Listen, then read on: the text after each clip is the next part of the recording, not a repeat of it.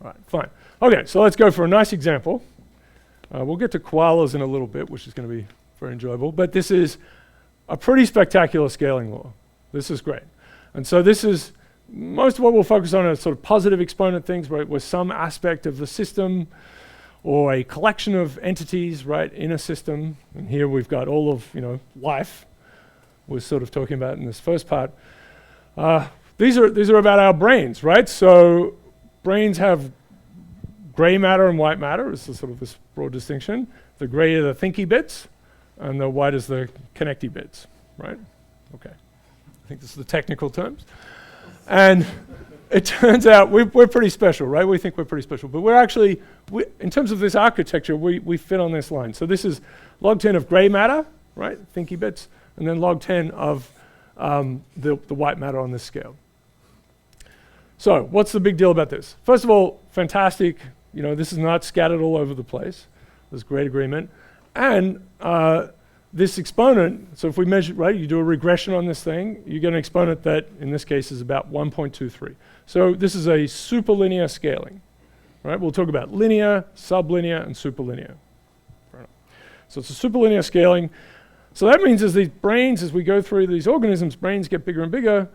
And there's a piece here, I was trying to add a whole section on relative brain size, and I'll try to clean that up. That is a very messy business, actually.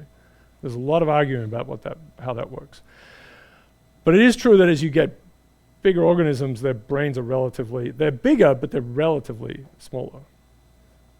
Right. But there's a lot of arguing about what the scaling is for that. Anyway, it turns out if we kind of ignore, the relative, and there's whether you include like lean body mass versus adipose tissue and, all sorts of stuff. All right, but this is a great scaling. Great scaling. So this is the correlation coefficient here. It's pretty solid. And this often happens with these regressions, very, small errors, but what we'll see actually really depends on where you do the regression, so you can get into trouble that way. But yeah, computing elements and wiring. So this is from 2000, PNAS paper. And so why is this, right? So why is there this, and why would it be 1.23? So the sort of thing you start to look for a lot of scalings, if it's 4/3, that feels like there's some dimension thing going on maybe, we live in 3 dimensions, so we kind of start to work with 2s and 3s and 4s, simple numbers, because, there's some sense that might be explained from some sort of simple argument. But that's a bit of a funny one. Anyway, so who's on here? So we're pygmy shrews, so these get down to, what is this? This is 10 grams. No, this is millimeters cubed, I'm sorry. I know that these guys are down about 3 or 4 grams. This is volume, of course. This is 3 or 4 grams. They're very small units for the smallest mammals. But yeah, that's a pretty small brain. But it's running a shrew, so it's doing a good job. So lots of interesting things, how, marmosets are in here and so on. You can look through the whole piece. A sheep got involved, of course. Obviously not the best situation for all of these entries into this data set. Slow loris, just a little too slow. We would like to look at your brain. Anyway, so there's an extra piece here, of course, which is these are going to be one example of each species. So you have to think about that. In some plots, because people have lots of rats floating around, they'll have like a whole bunch of rats, and then maybe a sheep and a human. So that's a problem with some of the regressions too. But I believe in this case, they've got one example of each one. All right, so why is this? Okay, so we can do a little calculation, simple little calculation. It's a good sort of back of the envelope kind of thing. And this is just working through what they did. And so one can argue about whether this is right or not. So we're going to I'll use the notation they had. So gray matter, this is the volume of gray matter, white, so we're interested in how these things are related. There's a cortical thickness piece we'll put in. So this is, we've got this hopefully nice wrinkly brain, right? We'll get to someone who doesn't have a very wrinkly brain in a little bit, but nice wrinkly brain, but it has some sort of thickness in that cortex. There's a surface area for that. And then there's going to be some typical length of these fibers, right? So this is going to be some whole distribution for this. There's some really short ones and then longer ones, but of course there's some limit. And then this density of these into the interface, right? So I don't know if I should do this here.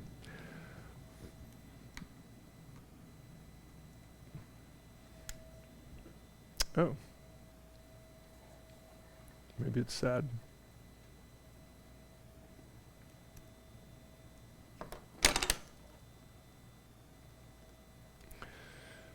Right. Well, I'll just draw it here. It's okay. So yeah, we've got some. Right. This is our wrinkly brain, and then we've got all these axons coming out. There's some density in there. This is not a. It's a little part of the brain, and right. So there's some density. Right. Density of axons. And I think in this case we're going to call it P, so it's like a little probability thing. So you can start to put some pieces together. There's, first of all, this, right? So, and so you can get in trouble here with fractals, right? You can do some bad things. But this is the gray matter. Volume is going to be the surface area of the cortex times its thickness, right? So we've got this thickness here. And then, yeah, gray matter is going to be this, right? So surface area is this whole piece. So if we flatten it out and made a nice little pancake brain, so this is thickness this way, surface area for all of this, and then G is the volume, right? Which probably happened in iZombie at some point. Okay. Excellent cooking show. So this is the volume of white matter. So we've got all of these wires coming out, and they're going to join up with another part of the brain over here. That's kind of the idea, right? So they're going to hit another part of the brain, connecting together. And of course, some of these are very local. It's messy business. So P times S, that's going to give us the total number of endpoints of these wires, if you like, and then they're going to hit both. They're going to hit the cortex twice, so we're going to divide that by 2. So now we've got the number of wires, number of axons, and then we're going to multiply them by their average length. And so there's also some width of these things, but this gives you a scaling for the volume of the white matter, right? So this is the number of pieces of spaghetti, and this is the length of the pieces of spaghetti. And we're going to assume that as you go across from your pygmy shrew up to an elephant, that the thickness of those axons, I mean, that's what is assumed here. The thickness of the axons doesn't change. And that's sort of a remarkable piece. I mean, apart from just the elements making us all up, right? Elephants and mice and so on, we're all made out of carbon and hydrogen and so on. The cells are all about the same size too, right? They don't get bigger. So at that next level up, you've got a mammalian cell, a different mitochondria. All right, and then this is an interesting one. So we're going to say that there's some inside this scon, right? You've got your brain here. This is your brain. Right, imagine this is sort of what's going on, right? There's all this wiring across it like this, that there's some typical length scale for these axons, and then the whole volume, right? This is sort of going to be thick enough, perhaps. This is wrinkled enough like this as well, I guess is the idea, right? Your brain, hopefully your brain takes up the cavity here. Not always true. This is going to be G is proportional to L cubed. So, you can argue about whether that's right or not. And then we can do so here's the little, so you speculate about these pieces, or you get them from really, stronger first principles. And now we're going to just eliminate a couple of things and see, because we want to get how G is scaling with W. So we need to get rid of S and T and L. And we'll leave T because we're a bit worried about that one. So here's a little thing. If you want, you can try to do this, right? This is a very simple thing to do. But you just want to take this equation and replace S, right? So rearrange this, replace S, and then rearrange, use this as well here to get rid of G in that next equation. Just 2 steps. So we're going to start with this one, use this, and then use this. It's a little calculation with hands, with your paper.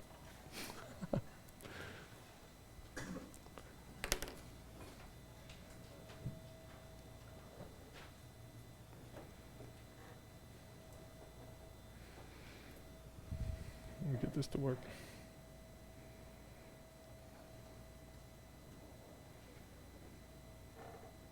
Okay.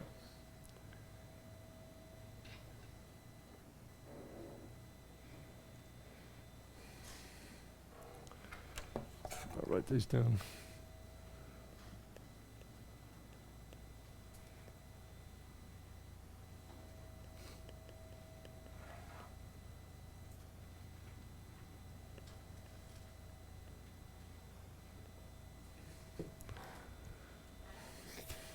All right.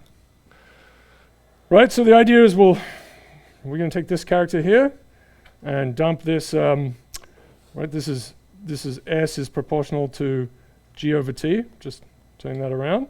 So now we're going to have W is proportional to a half P. I'm going to stick this in here, so we've got now G over T, L, and then we'll stick this G into here.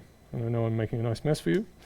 So this is going to be a half P, and the G gets replaced by an L cubed over T times L. So, and the half doesn't matter, right? So now we've got proportional to L to the 4 over T. And I guess I didn't have to do it that way. All right. What we're trying to get to is the G. So let me get rid of that. Yep. Got excited. So this is, of course, is L is proportional to G to the 3rd, inverting that thing. So now we have G over T, G to the 3rd. Right, so you just mess around with things a little bit until you can get something that looks good. So this is pretty good. This is G to the 1.33, right, divided by T. But we want 1.23, so maybe there's something in the T. And that's in this paper where they just sort of invoke an observation of reality. What happens to P? Do we just eliminate that? Yeah, so going from, and I know this is very rough, this is something we presume is going to be constant across organisms, like the thickness of axons. Might not be true, right? That might be something that really carries scaling content. So, right, we assume perilously that P scales as, G to the 0 is a way to write it, and the thickness of axons scales as G to the 0 as well, or more truly, sort of mass of the entity. Okay, all right. So that's a sort of fun little thing to do. So we think that's a little rough. So we got to this, and so this is just then an observation that is invoked in this. Just pulled out, a citation that thickness of brains tends to grow as the overall brain volume to this very weak scaling. Right. Usually, when someone claims there's this kind of scaling, it's a bit sketchy, right? You're a bit worried about this because, you're doing a regression. You're just getting this 0.1. Maybe you've got 0. Anyway, it does the job for us, right? Because it's going to we're going to put a 0.1, a G to the 0.1 here, and this 1.33 becomes a 1.23. So of course it works beautifully. If you think about this as well, it also shows that surface area of the brain is going to scale as G to the 0.9, which is decent, right? So this is a surface area and this is a volume. So this is getting, in terms of like fractal filling, it's getting as close as it's getting pretty close to filling. Yeah, that's good. Wrinkly brains. But it depends what your organism has to do, and that's sort of the issue. Okay, so that's a nice thing. It's a beautiful paper. It's a fantastic scaling. So I'm going to hold that up as a banner example. Even there's some problems, right? So you can talk about the total volume of the brain, right, in terms of gray matter and white matter, and then regress the gray matter and the white matter against it. It looks like so this is a bit of an unpleasant aspect that they cope with, is that gray matter seems to scale as some power of this, and white matter does as well. So and it doesn't mean it's really scaling, it's just that, things can look so close. All right, that's another fishy bit there. Anyway, the upshot is, of course, that measuring exponents is quite messy.